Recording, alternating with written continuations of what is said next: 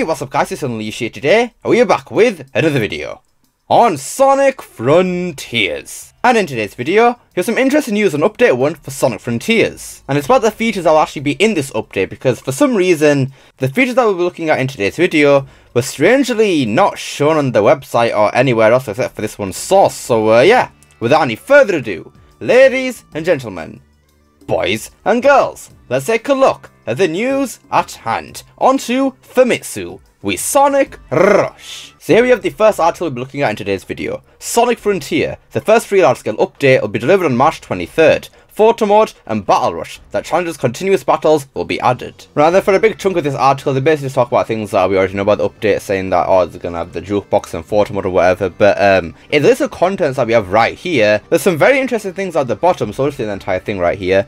List of contents of the first free large-scale update, Spring Departures. This is obviously in the first update, not the second or the third one, so just bear that in mind. The update will add the following new elements to the game. Details of each element will be announced again on Thursday, March 23rd, so please look forward to it. So we have the jukebox, photo mode, cyberspace challenge, battle rush. All those things up until now we already knew, but then the list obviously doesn't end there, because right here we have a difficulty extreme and then cyberspace power boost and there's some extra content, etc. So let me get this straight.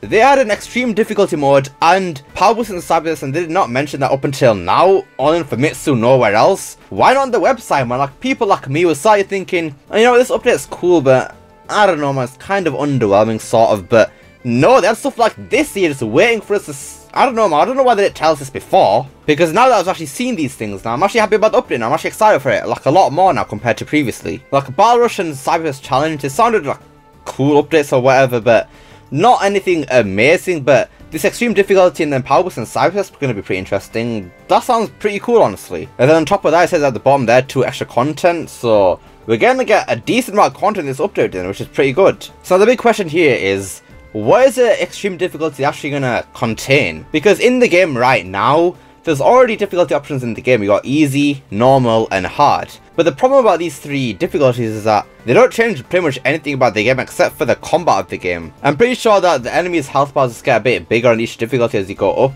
At least that's what's supposed to happen, because when I played on easy back at EGX last year in September, I don't know, man, the health bar just felt the same. It might have been very slightly different, but not much compared to hard, I don't think. So my big worry here is that the extreme difficulty is just going to be more stuff added to the combat, and that's it. And the reason I'm prone to believing this is because if you remember back when we actually checked out the details for the update 1 a couple days ago, it said that if you get a high rank in the battle rush mode, you'll get a secret surprise or whatever. And maybe that battle rush surprise is the extreme difficulty. And then if you do the same thing with the cyberspace challenge mode, you get the power boost in cyberspace. And that makes too much sense to me personally, because doing the battle rush, beating that, surely they would think that I actually good at the combat, and so have another difficulty where the combat is even harder and that's it. And to be honest, that does seem kinda likely, but I don't know, maybe the reason it actually took this long to get the update out is because of, I don't know, getting the extreme difficulty done properly. Because we actually have a tweet right here from Kishimoto too.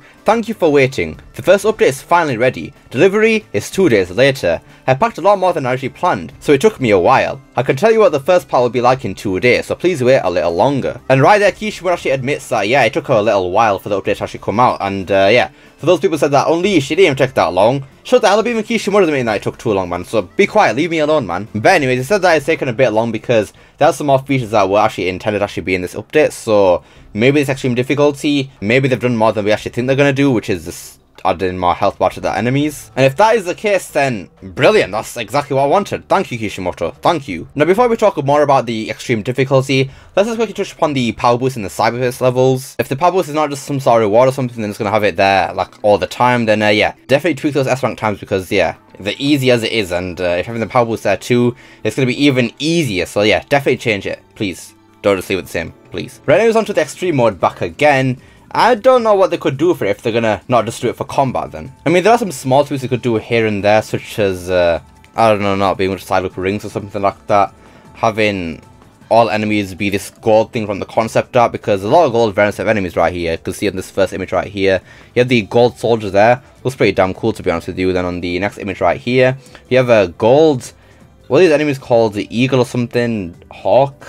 I don't know what these enemies are called, but yeah, there's a gold variant of the bird here that's never used. Then here we can see different variants of the spider too. We have a black one on the top there, then the golden obviously right there, then the same for the tower as well. Strangely no golden ninja, which is very interesting because these seem to use ninja and tower a lot in the game, so they have a gold tower but not a gold ninja. Who knows, maybe this didn't get it done or something, I don't know, but yeah, maybe we could replace all the enemies that are in the game with all these gold types of enemies. Maybe that could be pretty cool. That'd definitely be extreme if I would say so myself. But the issue here is that, what is Sonic's team definition of extreme? Because we've seen hard modes in Sonic games in the past, such as in the 06 DLC or whatever, Sonic Unleashed. Then we had very hard stages for 06 2.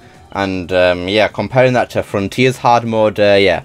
Frontier's hard mode is basically just easy mode. So I really do hope that with this extreme mode, they actually make it, well, you know, extreme. I want to be dying left, right and center in this extreme mode, because if that's not the case, then yeah, you feel extreme mode is just normal mode, I suppose. Right then, since we're on Famitsu anyways, I thought we could just go check out some other thing that happened a couple of days ago. So we have right here, Famitsu Dengeki Game Award 2022, Award Summary. Elden Ring wins 3 crowns including Game of the Year, Hebang 4 crowns, Pokemon SV 2 crowns, etc. The Famitsu Dengeki Game Award 2022, hosted by Kadokawa Game Linkage, selects the best game of 2022 by voting by game fans. Basically like the players voting at the Game Awards last year, and yeah. When Sonic was there, we all know how that went down, didn't we? So, yeah. The announcement and award ceremony held today, Saturday, March 18th, 2023, from 9 o'clock. The best awards in all 23 categories, 21 categories for voting, were announced. Then if you scroll down all the way to Action Adventure Division, you can see right here that Sonic Frontiers actually won that section, which is pretty nice, I suppose. Frontiers taking some dubs finally. Then if you see what it was up against, nomination, God of War Ragnarok and Horizon Forbidden West. God damn, Frontiers beat those games. Well, I guess Kishimoto's mission of getting Sonic more popular in Japan worked, I guess. Well, we already knew it worked like way before, but yeah. Now this just cements that fact right now, yeah. Frontiers in Japan has done big numbers there, big numbers. And speaking of numbers, here we have right here from Sonic Stadium. Sonic Frontiers has sold over 3 million copies worldwide. That's an increase of 100k over the last month, and 400k away from beating Sonic Heroes as the best-selling 3D Sonic game ever. So yeah, back last year, I think it was in December I'm pretty sure, it was announced that Sonic Frontiers has sold 2.5 million copies in its first month. And obviously right here we can see that, yeah, it's gone over 3 million copies worldwide now, which is, I guess it's good, but, my god, they really slowed down after that first month, didn't it? I mean, god damn. 2.5 million in 1 month, and then in about, what is it, like 4 months now, only sold about 500k, and that's it. Like, I know this is still a big achievement and everything, but, damn, it really slowed down after that first month, man, and just but kind of be a bit sad about that. I mean, I was hoping this game would be doing huge numbers, like way more than 3 million, like maybe even hitting 10 million at some point, but sadly I don't think it's going to be doing that, though maybe over time we could reach that. I mean, the game is actually a good Sonic game, so I'm sure people want to be buying that, but here's hoping though, here's hoping. If not 10 million, at least for like 5 million or something like that. I think that'd be pretty good, nevertheless. Anyways, that about does it for today's video, so yeah. For some reason, there were some secret features that were hidden on the Sonic Frontiers website for Update 1 of the game. I still have no idea why they just went and hid it like that, man. Like, why were they hiding it? I don't understand. Like, these are actually really good features right here. Extreme difficulty and power boost and cyberspace. Like, those are great features, man. Like, why were they hiding these? I have no idea, man. But at least you have some more to look forward to in Update 1 at least, though. I'm just very happy about that. Because, yeah, I was getting a bit worried that why they're spending so long on such little for Update 1. Like, I was getting a bit worried there, but yeah. Turns out there's some more up their sleeve, which is very good, man. Very good. But what do you guys think of this news? Do you think the extreme difficulty is actually going to be, well, you know, extreme? Let me know down below. Love to see what you guys have to say. I hope you enjoyed this video. Don't forget to like, share, subscribe, especially that last one, to have it become unleashed. Pressing that join button down below. Remember, it's not necessary. And I will see you all next time. Peace!